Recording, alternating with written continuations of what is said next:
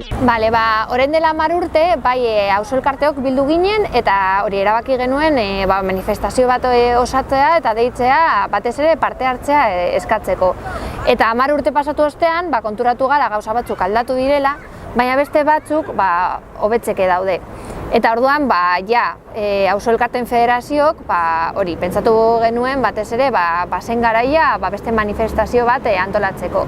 Gainera azken bolada honetan, barrutiaren arautegiaren gure parte hartzea eta herritarren parte hartzea murriztera joan da, eta orduan pentsatu dugu heldu dela momentua kalera ateratzera.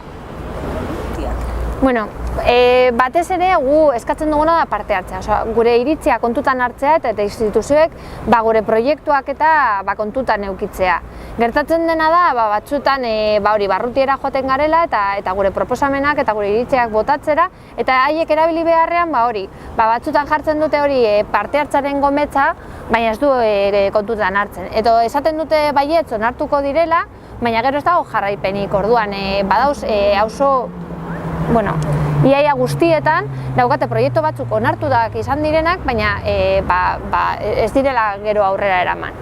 Orduan batez ere nik uste dut eskatzen duguna da hori, gure iritzia kontutan hartzea, eta gainera gu pentsatzen genuen gu joaterakoan instituzioetara bateak itxita zeudela eta gu garelako auzo elkarteok, baina konturatu gara ez da gauza bat guri bakarrik gertatzen zaioguna, baizik eta elkarte guztiei gertatzen zaien gauza berdina, eta da hori, instituzioetara jotzerakoan, haiek ez dutela gure iritzia kontutan hartu nahi.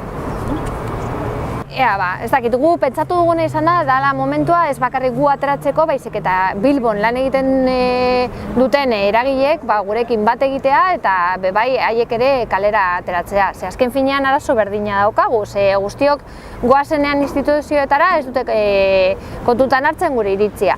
Orduan, bai, zaila izan da, azken finean izan dira dei asko, batzarra asko, eta batez ere nik uste dut zaila izan dela kudeatzea jendearen eskakizunak. Ze, klaro, bakoitzak doa batzarretara bere liburuari buruz hitz egitera, eta orduan batzutan luzatzen ziren pila bat. Baina, karo, oso garrantzitsua da bebai jakitea ze nolako arazoak dituzten besteak, ze bebai batzutan aurre iritzi batzuk ditugu, pentsatzen duzu, ez dakit, beste auzo elkartekoek eskatuko dutela gauza bat, eta zoaz ara, eta ez da egia, haiek beste lehentasun batzuk dituzte.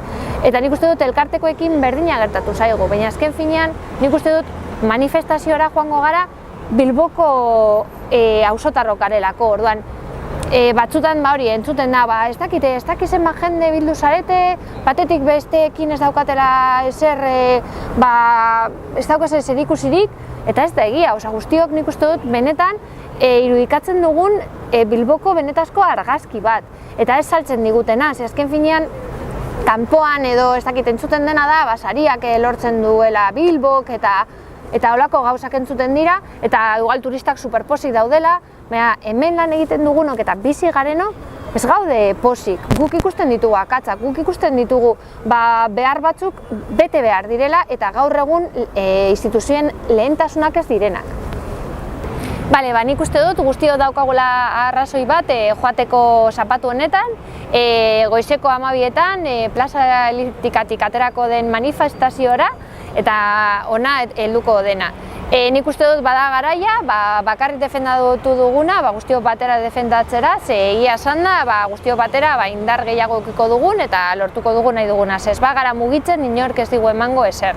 Beraz, gauzak aldatzea nahi baldin badugu, orain da momentua ateratzeko kalera eta oihukatzera zer da nahi duguna.